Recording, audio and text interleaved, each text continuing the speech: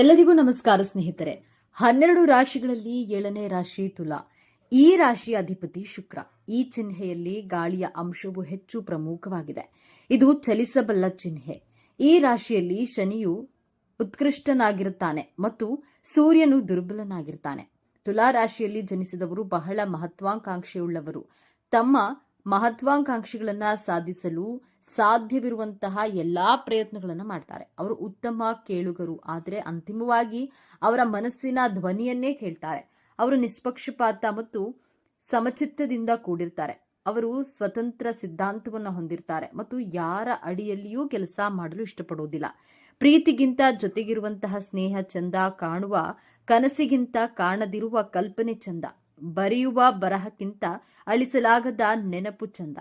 ಎಷ್ಟು ಸಮಯದಿಂದ ಪರಿಚಯವಿದ್ದೀರಿ ಅನ್ನುವುದು ಗೆಳೆತನವಲ್ಲ, ಎಷ್ಟು ಚೆನ್ನಾಗಿ ಅರ್ಥ ಮಾಡಿಕೊಂಡಿದ್ದೀರಿ ಅನ್ನುವುದೇ ನಿಜವಾದ ಸ್ನೇಹ. ತುಲಾರಾಶಿ ನಕ್ಷತ್ರ ಆಧಾರಿತ ಜನ್ಮ ರಹಸ್ಯದ ಬಗ್ಗೆ ಈ ವಿಡಿಯೋದಲ್ಲಿ ತಿಳಿಸಿಕೊಡಲಿದ್ದೇನೆ. ಅದಕ್ಕೂ ಮುಂಚೆ ನೀವು ನಮ್ಮ ಚಾನೆಲ್ನ ಸಬ್ಸ್ಕ್ರೈಬ್ ಆಗಿಲ್ಲ ಅಂದ್ರೆ ಈಗಲೇ ಸಬ್ಸ್ಕ್ರೈಬ್ ಮಾಡಿಕೊಳ್ಳಿ. ಹಾಗೆ ವಿಡಿಯೋಗೆ ಲೈಕ್ ಮಾಡಿ, ವಿಡಿಯೋವನ್ನು ಸ್ಕಿಪ್ ಮಾಡದೆ ಕೊನೆ ತನಕ ನೋಡಿ. ತುಲಾರಾಶಿಯವರು ಅನಿಯಮಿತ ಮನಸ್ಸನ್ನ ಹೊಂದಿರ್ತಾರೆ ಮತ್ತು ಒಂದೇ ಆಲೋಚನೆಗೆ ಅಂಟಿಕೊಂಡಿರುವುದಿಲ್ಲ. ಅವರು ವಿಮರ್ಶಾತ್ಮಕ ಸ್ವಭಾವವನ್ನು ಹೊಂದಿದ್ದಾರೆ. ತುಲಾರಾಶಿಯವರು ಇತರರ ಕೆಲಸವನ್ನ ಮೆಚ್ಚುವುದಿಲ್ಲ. ಅವರು ಕೆಲವೊಮ್ಮೆ ನಿರ್ಣಯಿಸದ ಮತ್ತು ಸ್ವಯಂ ಭೋಗದಿಂದ ಕಾಣಿಸುತ್ತಾರೆ. ಗಾಳಿಯ ಸಂಕೇತವಾಗಿರೋದ್ರಿಂದ ಅವರು ಪ್ರಾಯೋಗಿಕವಾಗಿ ನೋಡಿದಾಗ ನಿಜ ವಾಸ್ತವವಾಗಿ ಮೀರಿದ ರೀತಿಯಲ್ಲಿ ಅತಿರೇಕವಾಗಿ ಯೋಚಿಸುತ್ತಾರೆ. ಇವರು ಜೋರಾಗಿ ಮಾತನಾಡುವ ಜನರಿಂದ ದೂರ ಹೋಗ್ತಾರೆ. ಯಾವುದೇ ಬಾಹ್ಯ ಸವಾಲನ್ನ ಎದುರಿಸುವಂತಹ ಸ್ವಾಭಾವಿಕ ಶಕ್ತಿ ಇವರಲ್ಲಿದೆ. ನೀವು ಈ ರಾಶಿಯಲ್ಲಿ ಜನಿಸಲು ಕಾರಣ ಹಾಗೂ ಉದ್ದೇಶಗಳನ್ನು ತಿಳಿಸಿಕೊಡಲಿದ್ದೇನೆ. ಕಾಲಪುರುಷನ ಕುಂಡಲಿಯಲ್ಲಿ ತುಲಾರಾಶಿ ಸಪ್ತಮ ಭಾವದಲ್ಲಿ ಬರುತ್ತದೆ. ಈ ರಾಶಿಯಲ್ಲಿ ಚಿತ್ತ ನಕ್ಷತ್ರದ 3-4 ಪಾದಗಳು, ಸ್ವಾತಿ ನಕ್ಷತ್ರದ 4 ಪಾದಗಳು, ವಿಶಾಖ ನಕ್ಷತ್ರದ 3 ಪಾದಗಳನ್ನ ಕಾಣಬಹುದು. ತುಲಾರಾಶಿಯ ಅಧಿಪತಿ ಶುಕ್ರಗ್ರಹ. ಈ ರಾಶಿಯ ಚಿಹ್ನೆ ತಕ್ಕಡಿ. ಆದ್ದರಿಂದ ತುಲಾರಾಶಿಯವರು ವ್ಯಾಪಾರ ಮಾಡಲು ಇಷ್ಟಪಡ್ತಾರೆ. ನೋಡಲು ಆಕರ್ಷಕ, ಸುಂದರವಾಗಿರ್ತಾರೆ. ಸದಾ ನಗುಮುಖದಿಂದ, ಹರ್ಷ ಚಿತ್ತದಿಂದ ಕೂಡಿರುವ ಇವರ ಗುಣ ಎಲ್ಲರನ್ನ ಇವರ ಕಡೆ ಆಕರ್ಷಿಸುವಂತೆ ಮಾಡುತ್ತೆ. ಪ್ರೀತಿಗೆ, ಸ್ನೇಹಕ್ಕೆ ಬೆಲೆ ಕೊಡುವವರು. ತಮ್ಮ ಸ್ನೇಹಿತರಿಗೋಸ್ಕರ ತನ್ನ ಸರ್ವಸ್ವವನ್ನು ತ್ಯಾಗ ಮಾಡಲು ಸಿದ್ಧರಿರ್ತೀರಾ. ಬೇರೆಯವರ ಮನಸ್ಸಿನಲ್ಲಿರುವ ಭಾವನೆಗಳನ್ನು ಗ್ರಹಿಸುವ ಕ್ಷಮತೆ ಉಳ್ಳವರು. ಆದರೆ ತನ್ನ ಮನಸ್ಸಿನಲ್ಲಿ ಏನು ನಡೀತಾ ಇದೆ ಎಂದು ಬೇರೆಯವರಿಗೆ ತಿಳಿಸಲು ಬಿಡೋದಿಲ್ಲ. ನ್ಯಾಯಪ್ರಿಯರು. ಈ ರಾಶಿಯಲ್ಲಿ ಶನಿಗ್ರಹ ಉಚ್ಚನಾಗುವಂತಹ ಕಾರಣ ತುಲಾರಾಶಿಯವರು ನ್ಯಾಯ, ಪ್ರಾಮಾಣಿಕತೆಯಿಂದ ಮಾತನಾಡ್ತಾರೆ. ನಿಮ್ಮ ಕಲ್ಪನಾ ಶಕ್ತಿ ಚೆನ್ನಾಗಿರುತ್ತೆ. ಕಲೆ, ಸಂಗೀತ, ಸಾಹಿತ್ಯ, ನೃತ್ಯದಲ್ಲಿ ಆಸಕ್ತಿ ಉಳ್ಳವರು. ಶಾಂತಿ ಪ್ರಿಯರು. ಜಗಳ, ಗಲಾಟೆ ಮಾಡುವುದು ಅಂದರೆ ಇಷ್ಟವಾಗುವುದಿಲ್ಲ. ನೀವು ತುಲಾರಾಶಿಯಲ್ಲಿಯೇ ಜನಿಸಲು ಕಾರಣವೇನು ಎಂದು ನೋಡೋಣ. ನಮ್ಮ ಪೂರ್ವ ಜನ್ಮವನ್ನ ವಿಮರ್ಶಿಸಲು ನಮ್ಮ ಕುಂಡಲಿಯ ಪಂಚಮ ಸ್ಥಾನವನ್ನ ವಿಮರ್ಶೆ ಮಾಡಬೇಕು. ನಿಮ್ಮ ಪಂಚಮ ಸ್ಥಾನದಲ್ಲಿ ಕುಂಭರಾಶಿ ಬರುತ್ತದೆ. ಕುಂಭರಾಶಿ ವಾಯುತತ್ವ ರಾಶಿಯಾಗಿ ಹಿಂದಿನ ಜನ್ಮದಲ್ಲಿ ಜ್ಞಾನವಂತರಾಗಿದ್ದು ನೀವು ಯಾತ್ರೆಗಳನ್ನ ಮಾಡಿರೋದಿಲ್ಲ. ಆದ್ದರಿಂದ ಈ ಜನ್ಮದಲ್ಲಿ ತುಲಾರಾಶಿಯಲ್ಲಿ ಜನಿಸಿದ್ದೀರಿ. ತುಲಾರಾಶಿಯವರಿಗೆ ಟ್ರಾವೆಲಿಂಗ್ ಮಾಡೋದಂದ್ರೆ ಪಂಚಪ್ರಾಣ. ಧಾರ್ಮಿಕ ಯಾತ್ರೆಗಳನ್ನ ಮಾಡ್ತೀರಾ. ಶುಕ್ರ ನಿಮ್ಮ ರಾಶಿ ಅಧಿಪತಿ ಆಗಿರೋದ್ರಿಂದ ಮೋಜು ಮಸ್ತಿ, ಟ್ರಾವೆಲಿಂಗ್ ಎಲ್ಲವನ್ನ ಮಾಡ್ತೀರಾ. ಎಲ್ಲರ ಜೊತೆ ಬೆರೆತು ಬಾಳ್ತೀರಾ. ನೀವು ನಿಮ್ಮ ಜೀವನವನ್ನ ಬಹಳ ಆನಂದಮಯವಾಗಿ ಕಳಿತೀರಾ. ಜೀವನದಲ್ಲಿ ಹಣದಿಂದ ಏನನ್ನಾದ್ರೂ ಖರೀದಿ ಮಾಡಬಹುದು, ಆದರೆ ಮನಸ್ಸು ಹಾಗೂ ಭಾವನೆಯನ್ನ ಖರೀದಿ ಮಾಡಲು ಸಾಧ್ಯವಿಲ್ಲ. ಈ ಸತ್ಯ ನಿಮಗೆ ತಿಳಿದಿದೆ. ನಿಮ್ಮ ಜೀವನ ಸಂಗಾತಿ ಅನುಶಾಸನ ಪ್ರಿಯರಾಗಿರ್ತಾರೆ. ಸಮಯಕ್ಕೆ ಸರಿಯಾಗಿ ಕೆಲಸ ಮಾಡುವವರಾಗಿರ್ತಾರೆ. ನೀವು ಅವರಿಗೆ ವಿರುದ್ಧವೆಂಬಂತೆ ಜೀವನವನ್ನ ಎಂಜಾಯ್ ಮಾಡಬೇಕು, ಸಂತೋಷವಾಗಿ ಬದುಕಬೇಕು ಅಂದುಕೊಳ್ಳೋದ್ರಿಂದ ನಿಮ್ಮಿಬ್ಬರ ಮಧ್ಯೆ ವೈಮನಸ್ಸುಗಳು ಬರುತ್ತದೆ. ನೀವು ನಿರೀಕ್ಷಿಸಿದಂತಹ ಪ್ರೀತಿ ನಿಮಗೆ ಸಿಗದೆ ನಿರಾಶರಾಗ್ತೀರಾ. ನಿಮ್ಮ ಕಲ್ಪನೆಗಳಿಗೆ, ಭಾವನೆಗಳಿಗೆ ಮಿಡಿಯುವಂತಹ ಜೀವನ ಸಂಗಾತಿಯನ್ನ ಬಯಸ್ತೀರಾ. ಆದರೆ ನಿಮ್ಮ ನಿರೀಕ್ಷೆಗೆ ತಕ್ಕ ಜೀವನ ಸಂಗಾತಿ ಸಿಗದೆ ನಿರಾಶೆಯನ್ನು ಅನುಭವಿಸ್ತೀರಾ. ಕಷ್ಟ, ನಿರಾಶೆ, ದುಃಖ ಏನೇ ಬರಲಿ ಜೀವನವನ್ನ ಸರಿಸಮಾನವಾಗಿ ನಿಭಾಯಿಸುವಂತಹ ಕಲೆ, ಬುದ್ಧಿವಂತಿಕೆ ನಿಮ್ಮಲ್ಲಿ ಕಾಣಬಹುದು. ನಕ್ಷತ್ರದ ಆಧಾರದ ಮೇಲೆ ನಿಮ್ಮ ಗುಣ, ಸ್ವಭಾವಗಳು, ಅಭಿರುಚಿಗಳು ಬದಲಾಗುತ್ತೆ. ಚಿತ್ತ ನಕ್ಷತ್ರದಲ್ಲಿ ಜನಿಸಿದವರಿಗೆ ಯಾರಾದರೂ ವಾಯ್ಸ್ ರೈಸ್ ಮಾಡಿ ಮಾತನಾಡಿದ್ರೆ ಇಷ್ಟವಾಗೋದಿಲ್ಲ. ಅವರ ವಿರುದ್ಧ ತಿರುಗಿ ಬಿದ್ದು ಮಾತನಾಡ್ತೀರಾ. ಇವರು ಬ್ಯೂಟಿ ಕಾನ್ಶಿಯಸ್ ಪರ್ಸನ್ಗಳಾಗಿರ್ತಾರೆ. ಯಾವ ರೀತಿ ಡ್ರೆಸ್ಗಳನ್ನ ವೇರ್ ಮಾಡಬೇಕು, ಹೇರ್ ಸ್ಟೈಲ್ ಬಗ್ಗೆ ತುಂಬಾನೇ ಕಾನ್ಶಿಯಸ್ ಆಗಿರ್ತೀರಾ. ತುಂಬಾ ಸೆಲೆಕ್ಟಿವ್ ಆಗಿರ್ತೀರಾ. ತನ್ನ ಬ್ಯೂಟಿ ಬಗ್ಗೆ ಪಾಸಿಟಿವ್ ಅಟೆನ್ಷನ್ಗೋಸ್ಕರ ಇಂಪಾರ್ಟೆನ್ಸ್ ಕೊಡ್ತೀರಾ. Designing field, creative field, web design, fashion designing field ಅಲ್ಲಿ ಸಕ್ಸಸ್ ಅನ್ನ ಪಡೆಯಬಹುದು. ಆಟೋಮೊಬೈಲ್ ಡಿಸೈನಿಂಗ್ ಅಲ್ಲೂ ಕೂಡ ಸಕ್ಸಸ್ ಅನ್ನ ಪಡೆಯಬಹುದು. ಚಿತ್ತಾ ನಕ್ಷತ್ರದವರು ಫ್ಯಾಮಿಲಿ ಓರಿಯೆಂಟೆಡ್ ಪರ್ಸನ್ ಆಗಿರ್ತಾರೆ. ಎಲ್ಲರನ್ನ ಕುರುಡರಾಗಿ ನಂಬೋದಿಲ್ಲ. ಯಾಕೆ ಅಂದ್ರೆ ಅವರ ಜೀವನದಲ್ಲಿ ನಂಬಿ ಮೋಸ ಹೋಗಿರುವಂತಹ ಕಾರಣದಿಂದಾಗಿ ಯಾರನ್ನು ಸುಲಭವಾಗಿ ನಂಬೋದಿಲ್ಲ. ಒಂದಕ್ಕೆ 2 ಸಲ ಅವರನ್ನ ಪರೀಕ್ಷೆ ಮಾಡಿ ನಂತರ ಅವರನ್ನ ನಂಬೇಕೋ ಬೇಡವೋ ಎಂದು ನಿರ್ಧಾರವನ್ನ ಮಾಡ್ತಾರೆ. ಚಿತ್ತಾ ನಕ್ಷತ್ರದವರು ತನ್ನ ಬಗ್ಗೆ ವೈಯಕ್ತಿಕ ವಿಮರ್ಶೆ ಮಾಡಿಕೊಳ್ತಾರೆ. ತನ್ನ ಪಾಸಿಟಿವ್ ಗುಣಗಳೇನು, ನೆಗೆಟಿವ್ ಗುಣಗಳೇನು, ನಾನು ಹೇಗೆ ಅಪ್ಡೇಟ್ ಆಗಬೇಕು ಎಂದು ಸೆಲ್ಫ್ ಅನಲೈಸ್ ಮಾಡಿಕೊಳ್ಳುವುದು ಇವರ ಸ್ಪೆಷಲ್ ಕ್ವಾಲಿಟಿ ಆಗಿದೆ. 2ನೆಯ ನಕ್ಷತ್ರ ಸ್ವಾತಿ ನಕ್ಷತ್ರ. ಸ್ವಾತಿ ನಕ್ಷತ್ರದಲ್ಲಿ ಜನಿಸಿದವರಿಗೆ ಜೀವನದ ಮಹತ್ವದ ನಿರ್ಧಾರಗಳನ್ನು ತೆಗೆದುಕೊಳ್ಳುವಾಗ ಒಂದಕ್ಕೆ 2 ಸಲ ಯೋಚಿಸಿ ನಿಧಾನವಾಗಿ ತೆಗೆದುಕೊಳ್ತಾರೆ. ಸನ್ನಿವೇಶಗಳನ್ನು ಬಹಳ ಬ್ಯಾಲೆನ್ಸ್ ಮಾಡಿ ನಿರ್ಧಾರಗಳನ್ನು ತೆಗೆದುಕೊಳ್ತಾರೆ. ಸ್ವಭಾವದಂತಹ ರೊಮ್ಯಾಂಟಿಕ್ ಆಗಿರುವಂತಹ ತನ್ನ ಜೀವನ ಸಂಗಾತಿಯವರ ಮೇಲೆ ಇರುವಂತಹ ಪ್ರೀತಿ ಭಾವನೆಗಳನ್ನು ವ್ಯಕ್ತಪಡಿಸಿ ಇವರ ಜೀವನ ಸಂಗಾತಿಯ ಮಹತ್ವವನ್ನು ಅರ್ಥ ಮಾಡ್ಕೊಳ್ತಾರೆ. ಪ್ರೊಫೆಷನಲ್ ಲೈಫ್ ಹಾಗೂ ಪರ್ಸನಲ್ ಲೈಫ್ ಅನ್ನ ಬಹಳ ಚೆನ್ನಾಗಿ ಬ್ಯಾಲೆನ್ಸ್ ಮಾಡ್ತಾರೆ. ಪ್ರೊಫೆಷನಲ್ ಲೈಫ್ಗಿಂತ ಫ್ಯಾಮಿಲಿಗೆ ತುಂಬಾ ಇಂಪಾರ್ಟೆನ್ಸ್ ಕೊಡ್ತಾರೆ. ಸಮಾಜ ಸೇವೆ ಮಾಡುವುದು, ಅವಶ್ಯಕತೆ ಇರುವವರಿಗೆ ಸಹಾಯ ಮಾಡುವ ಗುಣದವರು. 3ನೆಯ ನಕ್ಷತ್ರ ವಿಶಾಖ ನಕ್ಷತ್ರ. ವಿಶಾಖ ನಕ್ಷತ್ರದಲ್ಲಿ ಜನಿಸಿದವರು ಮುಖ ನೋಡಿ ಇವರ ವಯಸ್ಸನ್ನ ಯಾರೂ ಗೆಸ್ ಮಾಡೋದಕ್ಕೂ ಸಾಧ್ಯವಾಗುವುದಿಲ್ಲ. ವಿಶಾಖ ನಕ್ಷತ್ರದವರ ಮುಂದೆ ಯಾರಾದರೂ ಡ್ರಾಮಾ ಮಾಡಿದ್ರೆ, ಸುಳ್ಳು ಹೇಳಿದ್ರೆ ಬಹಳ ಬೇಗ ಕಂಡು ಹಿಡಿಯುತ್ತಾರೆ. ಆ ವ್ಯಕ್ತಿಗಳನ್ನ ತನ್ನ ಜೀವನದಲ್ಲಿ ದೂರ ಮಾಡ್ತಾರೆ.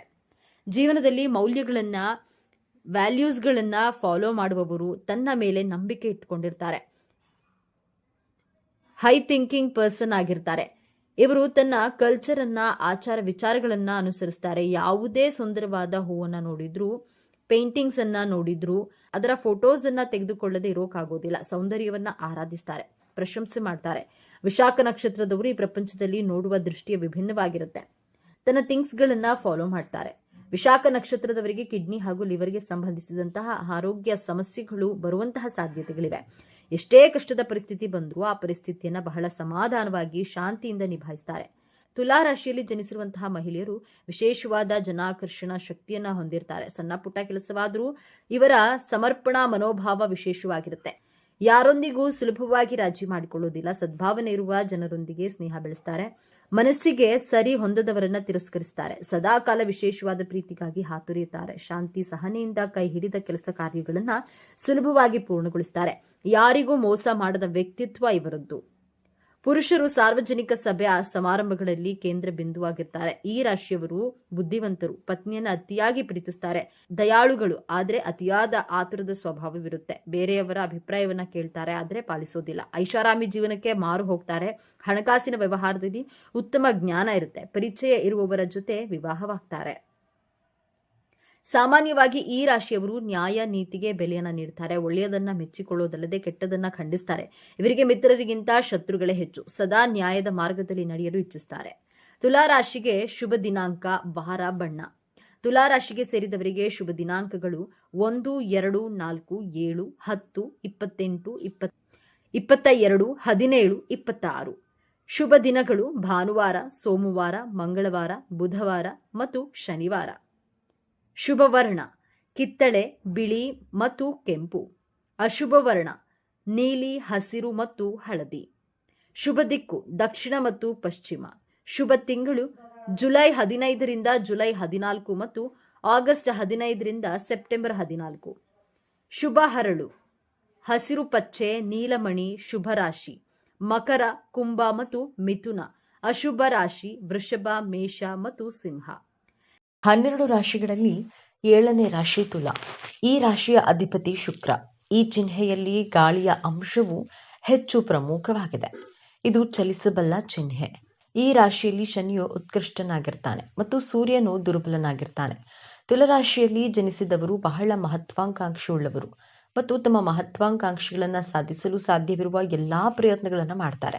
ಅವರು ಉತ್ತಮ ಕೇಳುಗರು, ಆದರೆ ಅಂತಿಮವಾಗಿ ಅವರ ಮನಸ್ಸಿನ ಧ್ವನಿಯನ್ನೇ ಕೇಳ್ತಾರೆ. ಅವರು ನಿಷ್ಪಕ್ಷಪಾತ ಮತ್ತು ಸಮಚಿತ್ತದಿಂದ ಕೂಡಿರ್ತಾರೆ. ಅವರು ಸ್ವತಂತ್ರ ಸಿದ್ಧಾಂತವನ್ನ ಹೊಂದಿರ್ತಾರೆ ಮತ್ತು ಯಾರ ಅಡಿಯಲ್ಲಿಯೂ ಕೆಲಸ ಮಾಡಲು ಇಷ್ಟಪಡುವುದಿಲ್ಲ. ಪ್ರೀತಿಗಿಂತ ಜೊತೆಗಿರುವಂತಹ ಸ್ನೇಹ ಚಂದ, ಕಾಣುವ ಕನಸಿಗಿಂತ ಕಾಣದಿರುವ ಕಲ್ಪನೆ ಚಂದ, ಬರೆಯುವ ಬರಹಕ್ಕಿಂತ ಅಳಿಸಲಾಗದ ನೆನಪು ಚಂದ. ಇಷ್ಟು ಸಮಯದಿಂದ ಪರಿಚಯವಿದ್ದೀರಿ ಎನ್ನುವುದು ಗೆಳೆತನವಲ್ಲ, ಎಷ್ಟು ಚೆನ್ನಾಗಿ ಅರ್ಥ ಮಾಡ್ಕೊಂಡಿದ್ದೀರಿ ಅನ್ನೋದು ನಿಜವಾದ ಸ್ನೇಹ. ತುಲಾರಾಶಿಯ ಬಂಧುಗಳೇ, ಈ ವಿಡಿಯೋವನ್ನ ನೀವು ಈಗ ನೋಡ್ತಿದ್ರೆ ಇದು ಆಕಸ್ಮಿಕವಾಗಿ ನಿಮ್ಮ ಮುಂದೆ ಬಂದಿಲ್ಲ. ಇದು ನಿಮ್ಮ ಇಷ್ಟ ದೈವವು ನಿಮಗೆ ಕಳುಹಿಸುತ್ತಿರುವಂತಹ ದಿವ್ಯ ಸಂದೇಶ. ನಿಮ್ಮ ಜೀವನದಲ್ಲಿ ಒಂದು ದೊಡ್ಡ ಕಾಂತಿ ನಡೆಯಲಿದೆ. ಇಷ್ಟು ದಿನ ಒಂಟಿಯಾಗಿ ಕುಳಿತು ಕಣ್ಣೀರು ಹಾಕಿದ್ದೀರಿ, ಅವಮಾನಗಳನ್ನ ಸಹಿಸಿದ್ದೀರಿ, ಪ್ರತಿ ರೂಪಾಯಿಗೂ ಲೆಕ್ಕ ಹಾಕುವಂತಹ ಆರ್ಥಿಕ ಸಂಕಷ್ಟವನ್ನು ಅನುಭವಿಸಿದ್ದೀರಿ ಅಲ್ವೇ? ಈ ಎಲ್ಲಾ ಕಷ್ಟಗಳಿಗೆ, ನೋವುಗಳಿಗೆ, ಅನುಮಾನಗಳಿಗೆ ಈಗ ಪ್ರತಿಫಲ ಸಿಗುವ ಸಮಯ ಬಂದಿದೆ. ನಿಮ್ಮ ಜೀವನದ ದಿಕ್ಕು ಯಶಸ್ಸಿನ ಉತ್ತುಂಗಕ್ಕೆ ಏರಲಿದೆ ಅಥವಾ ಮತ್ತೆ ಪಾತಾಳಕ್ಕೆ ಬೀಳಲಿದೆಯೇ ಅಂತ ತಿಳಿಯೋಣ. ಇದರ ಜೊತೆಗೆ ಒಂದು ಕಠಿಣ ಸವಾಲು ನಿಮ್ಮ ಮುಂದೆ ಬರಲಿದೆ. ಅದರಿಂದ ಪಾರಾಗೋದು ಹೇಗೆ ತಿಳಿಯಲು ಈ ವಿಡಿಯೋವನ್ನ ಕೊನೆಯವರೆಗೂ ನೋಡಿ.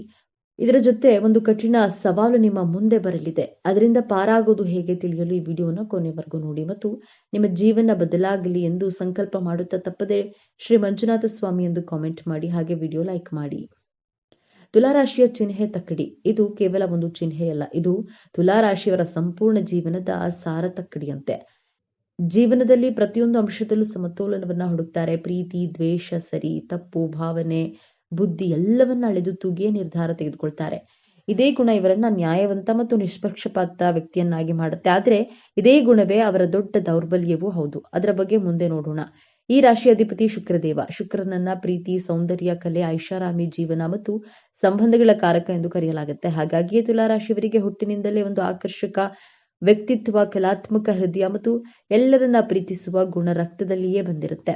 ಜಗಳ, ವಾದ, ಸಂಘರ್ಷವನ್ನ ಇವರು ದೂರದಿಂದಲೇ ದ್ವೇಷಿಸ್ತಾರೆ. ಶಾಂತಿ ಮತ್ತು ಸೌಹಾರ್ದತೆ ಇವರ ಜೀವನದ ಮೂಲ ಮಂತ್ರ. ಮೇಲ್ನೋಟಕ್ಕೆ ಇವರು ಸದಾ ಸಂತೋಷವಾಗಿ ಎಲ್ಲರೊಂದಿಗೆ ಬೆರೆಯುತ್ತಾ ಯಾವುದೇ ಚಿಂತೆ ಇಲ್ಲದೆ ಇರುವಂತೆ ಕಾಣ್ತಾರೆ.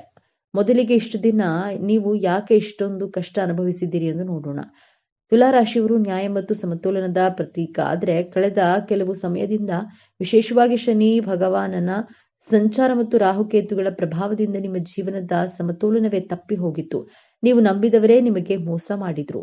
ನೀವು ಒಳ್ಳೆಯದು ಮಾಡಲು ಹೋದ್ರೂ ಅದು ಕೆಟ್ಟದಾಗಿ ಪರಿಣಮಿಸಿತು. ಕೈ ಹಾಕಿದ ಕೆಲಸಗಳಲ್ಲಿ ಕೇವಲ ವಿಘ್ನಗಳು, ಹಣ ಕೈಯಲ್ಲಿ ನಿಲ್ಲುತ್ತಿರಲಿಲ್ಲ, ಅನಾರೋಗ್ಯದ ಸಮಸ್ಯೆಗಳು, ಕುಟುಂಬದಲ್ಲಿ ಸಣ್ಣ ಸಣ್ಣ ವಿಷಯಗಳಿಗೂ ದೊಡ್ಡ ದೊಡ್ಡ ಜಗಳಗಳು, ಮಾನಸಿಕ ನೆಮ್ಮದಿ ಸಂಪೂರ್ಣವಾಗಿ ಹಾಳಾಗಿತ್ತು. ಇದಕ್ಕೆಲ್ಲ ಕಾರಣ ಕೇವಲ ನಿಮ್ಮ ಕೆಟ್ಟ ಸಮಯವಲ್ಲ, ಅದು ನಿಮ್ಮ ಕರ್ಮದ ಪರೀಕ್ಷೆಯಾಗಿತ್ತು.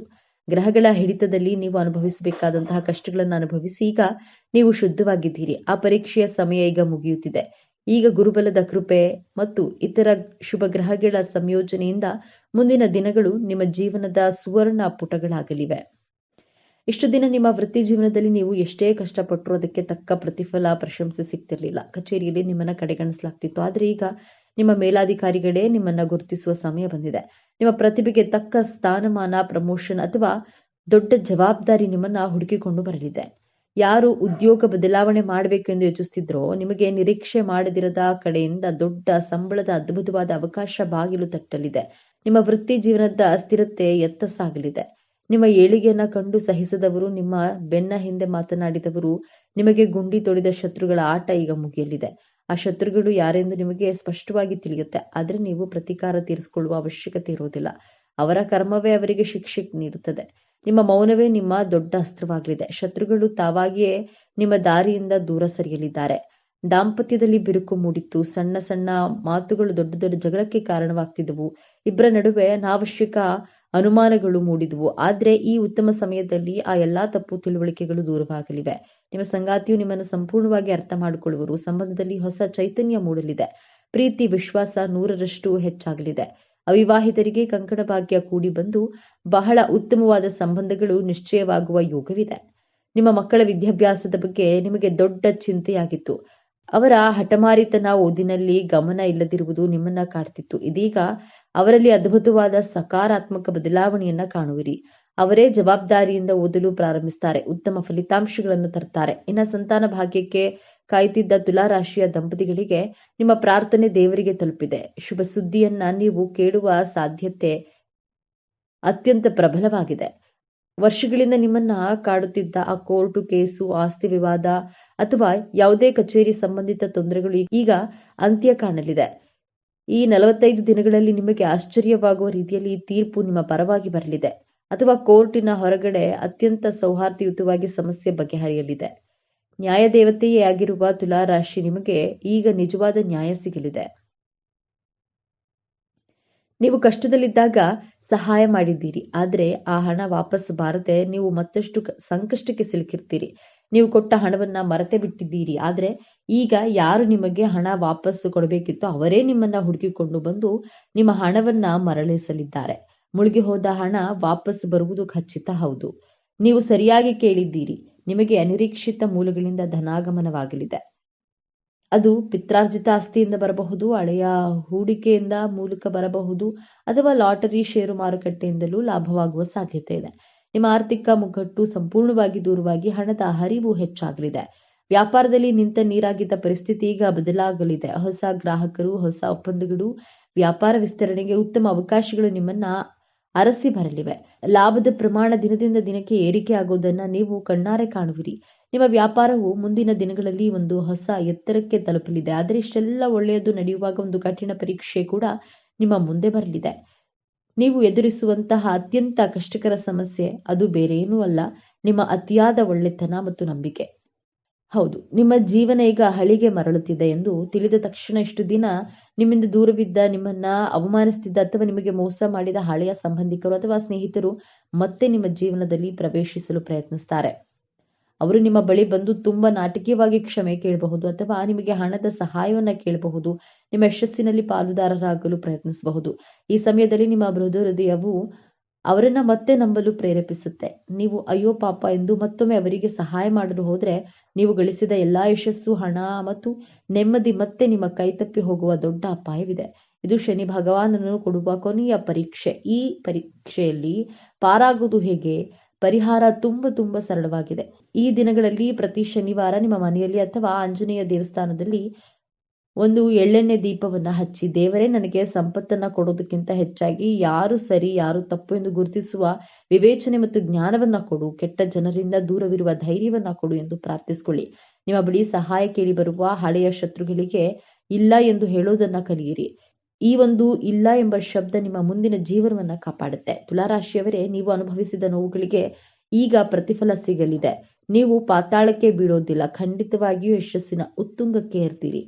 ಈ ವಿಡಿಯೋ ನಿಮಗೆ ತಲುಪಿದೆ ಅಂದ್ರೆ ಅದು ನಿಮ್ಮ ಇಷ್ಟ ದೈವದ ಸಂಕೇತ. ನಿಮ್ಮ ಒಳ್ಳೆಯ ದಿನಗಳು ಪ್ರಾರಂಭವಾಗಲಿವೆ. ಈ ದೈವಿಕ ಸಂದೇಶವನ್ನ ಸ್ವೀಕರಿಸಿ ನಿಮ್ಮ ಎಲ್ಲಾ ಕಷ್ಟಗಳು ಕರಗಿ ಹೋಗಲಿ ಎಂದು ಹಾರೈಸುತ್ತಾ, ಮರೆಯದೆ ನಿಮ್ಮ ಇಷ್ಟ ದೇವರ ಅಥವಾ ಕುಲದೇವರ ಹೆಸರನ್ನ ಕಾಮೆಂಟ್ ಮಾಡಿ. ಸರ್ವೇ ಜನೋ ಸುಖಿನೋ ಭವಂತು. ಇದೇ ತರಹದ ಜ್ಯೋತಿಷ್ಯಕ್ಕೆ ಸಂಬಂಧಪಟ್ಟಂತಹ ವಿಡಿಯೋ ನೋಡಲು ನಮ್ಮ ಚಾನೆಲ್ಗೆ ಸಬ್ಸ್ಕ್ರೈಬ್ ಆಗಿ, ಈ ವಿಡಿಯೋಗೆ ಲೈಕ್ ಮಾಡಿ, ಶೇರ್ ಮಾಡಿ.